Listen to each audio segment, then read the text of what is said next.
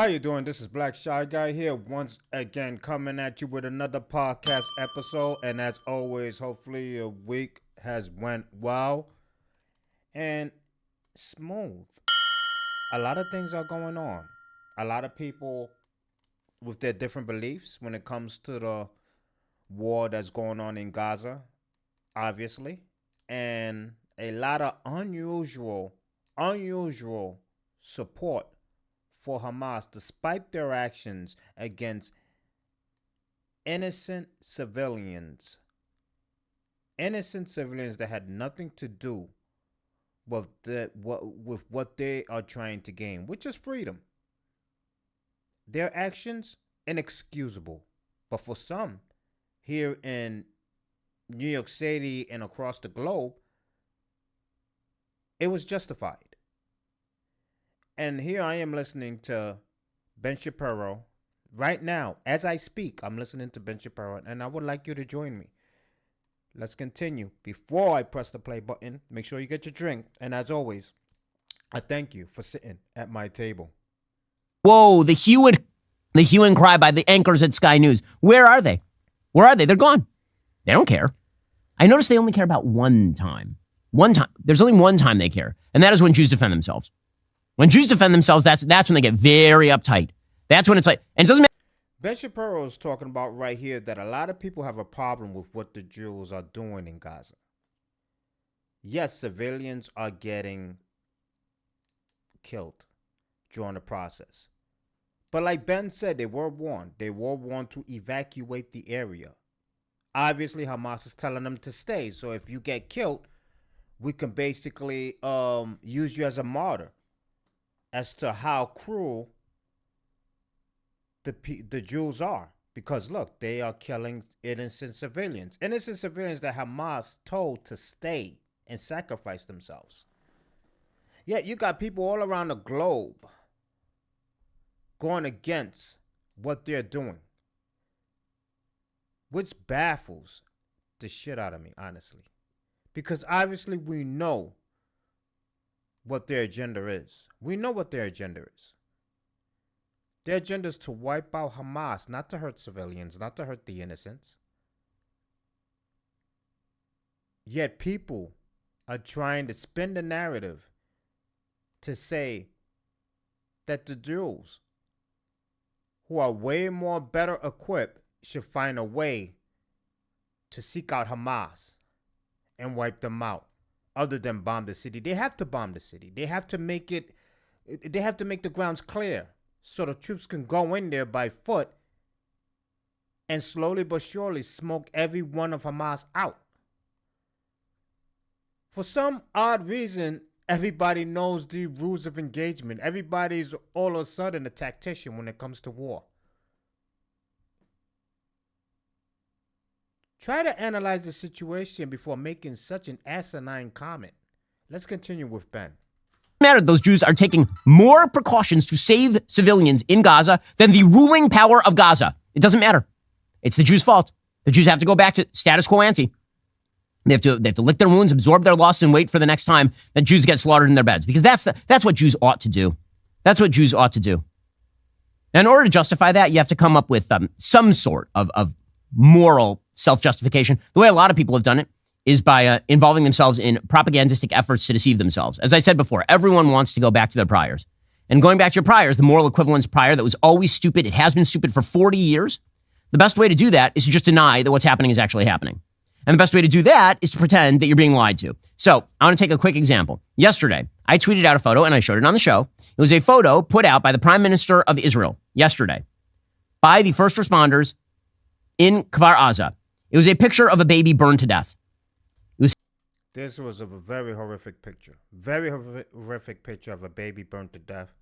Thank God I'm just doing audio for this podcast as well. So excuse my absence when it comes to video for the last two episodes. But obviously with the situation at hand, with the situation that we're discussing, there's a lot of videos and pictures that are being displayed that have civilian casualties, and I personally do not wish to put that up on the internet whatsoever. So yeah. hideous, horrible picture. I didn't want to show it to you, but we have to know the nature of our enemies. In the same way that we made a huge mistake as a country in the United States by not showing on a loop what happened on 9/11. When we barred that from our TVs, we blinded ourselves to what our enemies are. And then we're reminded of it every so often when, they take over a country like Afghanistan and murder tens of thousands of people and blow up a bunch of American soldiers. Then we're reminded of it. But we put ourselves to sleep. So people want to go back to sleep. So what do? Yesterday, the community noted my tweet and claimed that the photo was AI generated. The photo was obviously not AI generated. It clearly was not AI generated. It went on community notes anyway. And people who are gullible and who wish to both sides this thing, because that's always the easiest position. In any given conflict, it's very, very easy to say both sides. For you to both side this situation, I'm going to tell you this. For you to both side this situation, because if you haven't been paying attention to the Ben Shapiro show, when he stated earlier that in the war with Afghanistan, more than 50,000 civilians were killed in that war. Civilians that had nothing to do with the conflict. More than 50,000 civilians. So what are we all going to say when vengeance is exacted upon the United States for those 50,000 deaths? Are we going to say, yes, they have the right to do so because 50,000 civilians were killed in that war? You can't play both sides of the fence when it comes to the Jew-Palestinian conflict and the United States and the Afghanistan situation when it came to civilian deaths over that war. So what happens when vengeance is exacted upon this land for that? I hope you stick to your point, if you know what I mean. I hope you stick to your point, if you know what I mean. Because the situation remains the same. Don't all of a sudden change your mind because your life might be at risk. Because you set a precedence when you, play both sides or play the side towards Hamas, who entered into a popularized village and killed civilians that had nothing to do with the conflict at hand. Don't try to play both sides when it happens to us. It's both sides. The problem is that in this particular case, it's pretty obvious it ain't both sides. But if you want to both sides this thing, what you have to say is that the atrocities weren't so bad. The atrocities don't really matter. Should we really be concerned about the atrocities? And so the community noted, and obviously this is why, again, the propaganda wars, Hamas is fighting them right now. And there are a lot of gullible dupes out there who want to believe. If you want to believe, I can only attribute your desperation to believe in moral equivalence to one of two things. One, lack of understanding, stupidity. Or two, you actually hate Jews and you just want, and you're perfectly fine with them being slaughtered. For virtually everyone, I'm going to say one, but there are a lot of twos out there. There are a lot of twos out there, many more than I would have thought. And that's what surprises me as well. A lot of people have revealed their secret identity when it came to this situation. A lot of people who can be standing right next to you, who can be living right under you, who can be living above you, who are basically your neighbors. People who actually support the death of babies, of fathers, of mothers, of sisters, of brothers. People who actually support the beheading of innocent civilians.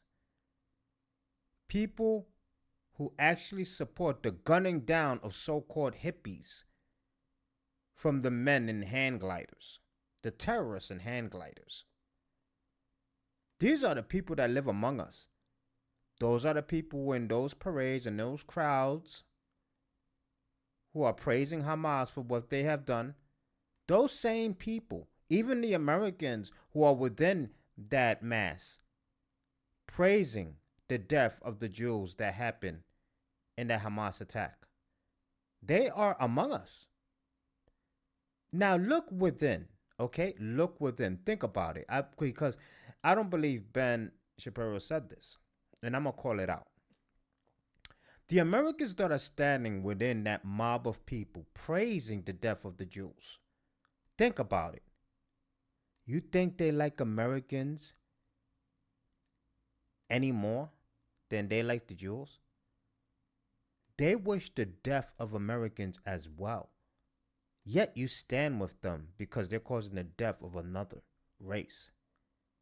So let's throw a hypothetical. What happens when they finally wipe out the map with all the Jews? With all the Jewish people dead? Who you think they're going after next? You think they love Americans? Do you seriously think they love Americans? Yet you stand with them, rejoicing in the death of Jewish people. You should be disgusted with yourself. Do you really think Hamas love Americans? Seriously. For you to be standing and shouting and being happy because what has happened to the Jewish people in that attack. You haven't stepped 1 foot in any Palestinian residence, any Palestinian country, any state, whatever, even in Gaza. For some odd reason, though, you want to be included in something. You want to join something that means something. So you join this. You join in the celebration of death to the Jewish people. And I hate the fact that some people are going, well, they deserved it because, some people had even the audacity to say they deserve it because every time I go to a Jewish store, I get kicked out because this and that and a third. So they deserve the death of their babies, of their mothers, of their fathers because they kicked you out of a damn store? How stupid are some people? Jewish people always think they're better than some others or whatever the case may be. Nobody deserves what happened during that attack that Hamas has caused. Let's continue. That is for damn sure. Okay. Meanwhile, what's going on here with the United States stationing battle carriers in the Mediterranean Sea? I've seen a bunch of isolationists who are like, why is the United States even getting involved? Okay, let me explain this once again for those who are slow. What the United States... Yes. For those people. And before Ben even says it, do you not understand that the United States is trying to prevent World War III? Do you not understand that? For you to say why the United States are getting involved in this. They're not involved. They're trying to prevent further action from outside interference. Because if that happens, there can be 3 others that can join in this war. And that would ignite fires within that region. Understand the political situation that's going on before you utter the stupid comment and saying why the United States are getting involved. Why are the United States sending 2 aircraft carriers? Wishes to prevent is being involved in a war. The way you avoid being involved in war is by demonstrating that if somebody does get involved in war, you're going to destroy them. You're going to send them forward, in the case of the Iranian mullahs, to the Stone Age. That is how you get them to not do the war. You know what invites war in the Middle East? Weakness. You know what prevents war? Knowing that there will be a bomb that descends on your roof in 5 minutes if you start the thing. So the real risk for Israel in not finishing off Hamas right now is that this is taken as a sign of weakness, as it certainly would be, by Hezbollah. Hezbollah is a far more dangerous terrorist group than Hamas. Hamas is a dangerous terrorist group. They just proved it by killing 1,300 Jews. Hezbollah currently has over 100,000 highly sophisticated rockets aimed directly at the north of Israel. Estimates suggest that were Hezbollah to fire all of those rockets, we wouldn't be talking about 1,300 dead Jews. You would be talking about somewhere between 20 and 30,000 dead Jews. The extinction of that race, basically.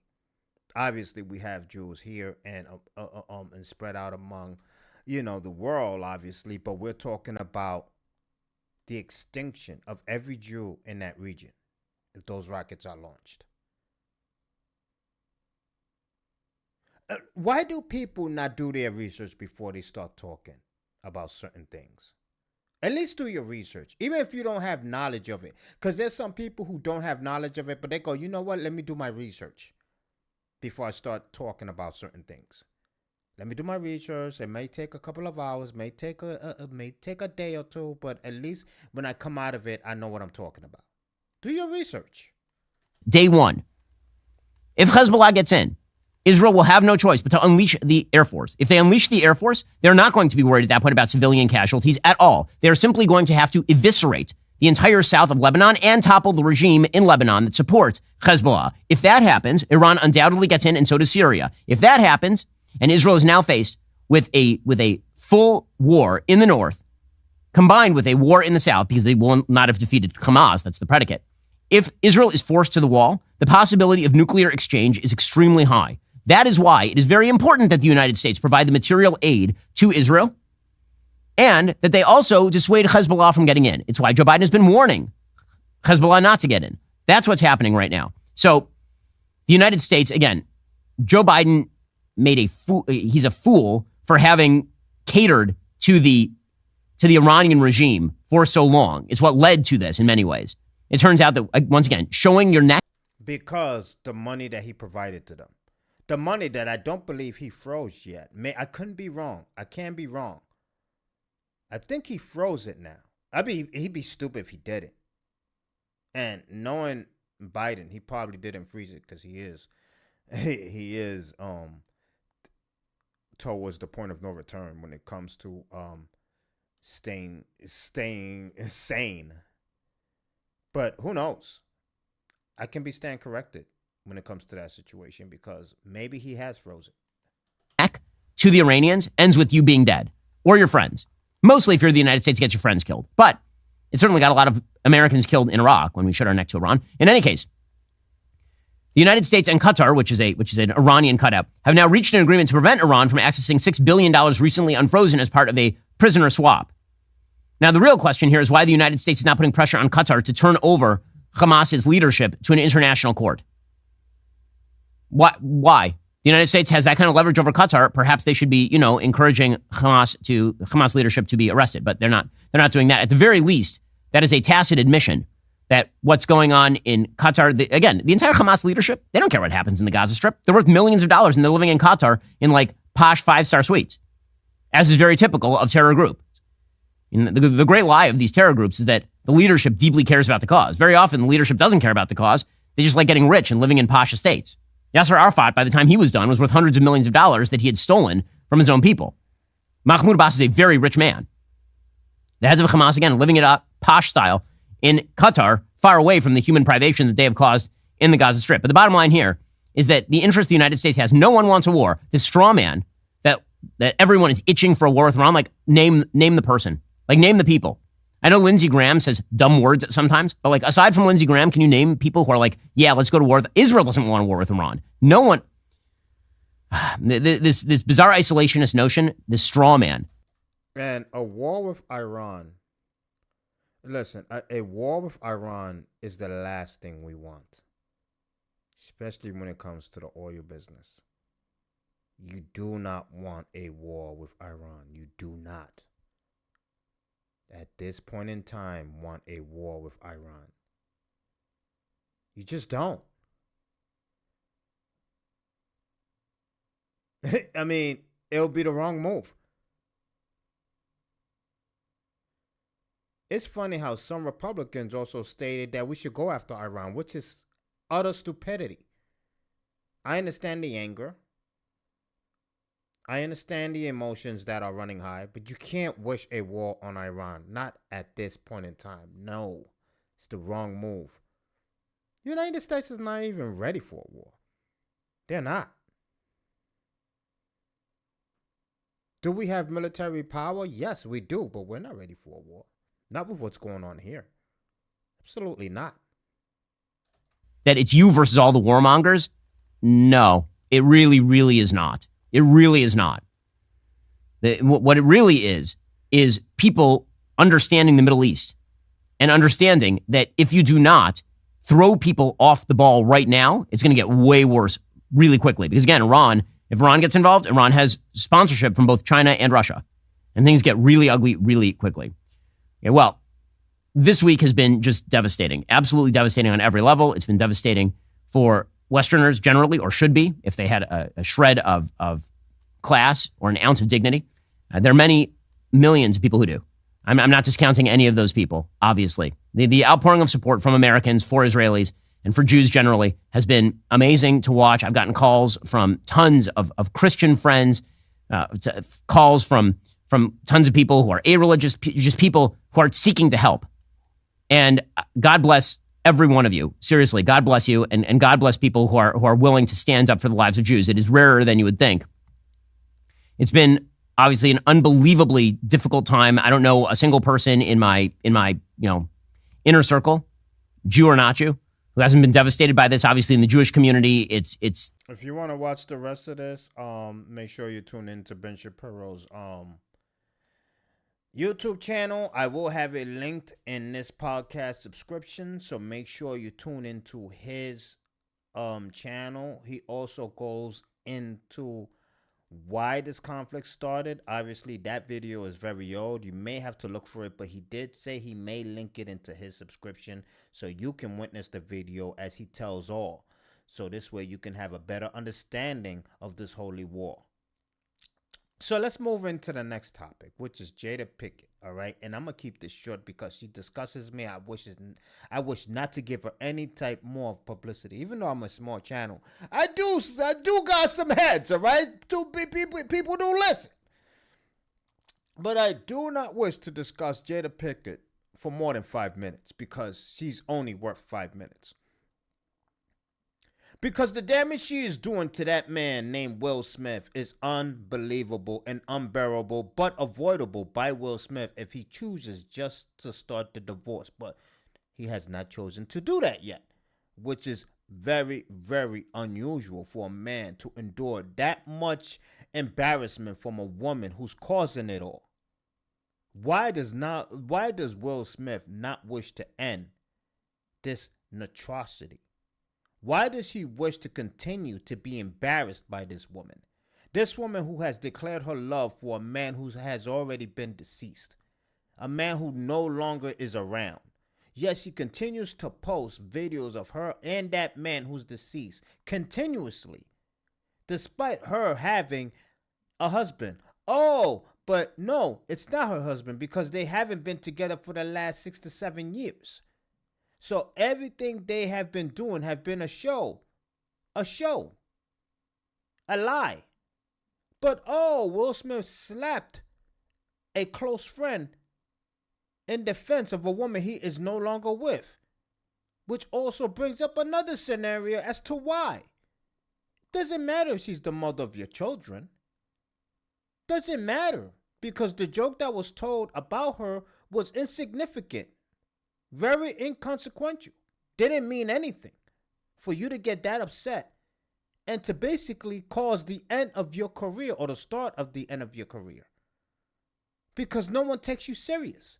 Because now you're the laughing stock.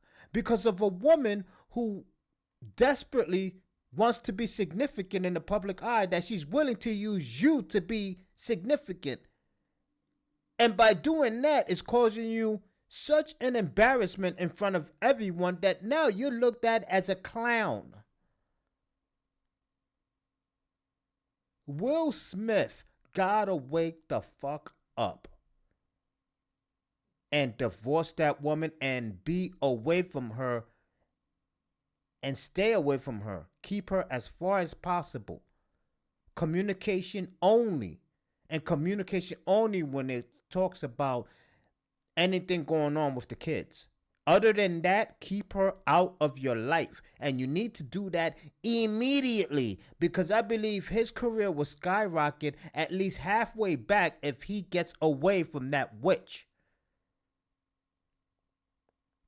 I do not understand why she plays such a strong role in his life because you do not need her. Your kids are basically all grown. You don't need to be in that woman's life anymore. Your kids are basically all grown. They can basically fly to you themselves.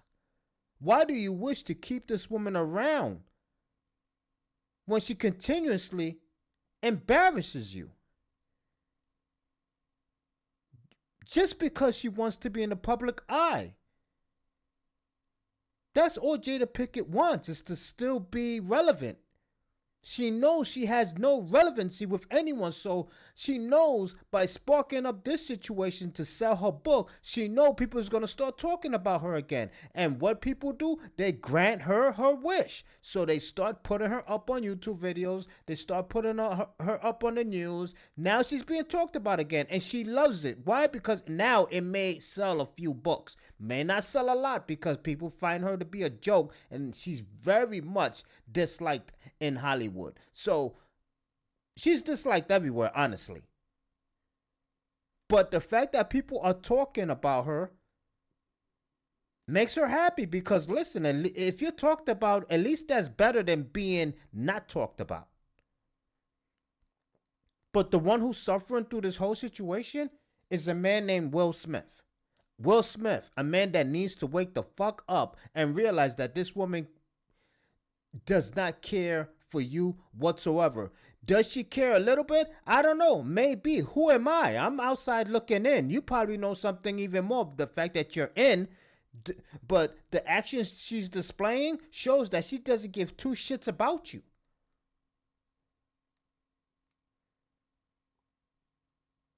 But he wishes to stay. So Will Smith, if you wish to continue further in embarrassing yourself, then say less. Continue. Because your career follows directly behind you and going in the gutter for a woman who wishes nothing but the worst for you. This is Black Shy Guy, and as always, I thank you for sitting at my table. I'm out of here. Peace! Arch criminal who must be put away. Another innocent victim of homicidal maniac.